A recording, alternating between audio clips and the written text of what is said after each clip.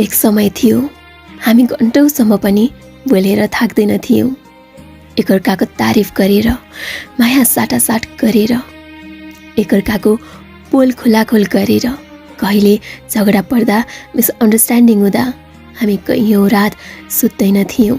एकले अर्कालाई सम्झाउनमा, फकाउनमा अनि मनाउनमा तल्लिनुहुन्थ्यौँ। तर हेर न, त्यो सबै एफर्ट्स आज कहाँ हरायो। आजकल त हामी एकअर्काको कमजोरी देखाउँदै झगडा गर्छौँ। यसै पनि महिनौसम्म नबोली बसिदिन्छौँ। सुरुमा हामी खुब खास थियौँ एकअर्काको लागि, तर आज आएर सबसे बकवास भयौँ। घन्टौँसम्म बोल्दा पनि सुनिरहन मन लाग्ने त्यो बोली आजभोलि सुने बित्तिकै टाउको दुख्ने कसरी भयो।